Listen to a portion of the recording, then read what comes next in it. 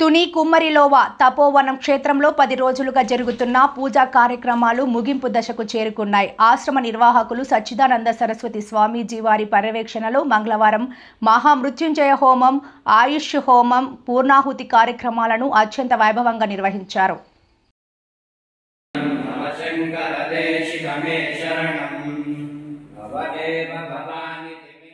తుని మండలం కుమ్మరిలోవ తపోవనం తాండవ కాశీ క్షేత్రంలో గడిచిన 10 రోజులుగా విశేష పూజా కార్యక్రమాలు నిర్వహిస్తున్నారు.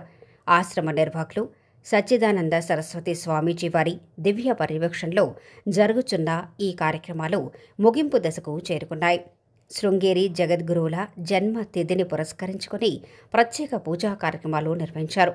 మంగళవారం మహామృత్యుంజయ హోమం, ఆయుష హోమం వంటి విశేష కార్యక్రమాలను జరిపించారు. పూర్ణాహుతి సమర్పించి ఉత్సవాలకు ముగింపు పలికారు. వేద పండితుల మంత్రోచ్చారణలతో తపోవనం ఆశ్రమం ఆధ్యాత్మిక శోభను సంతరించుకుంది.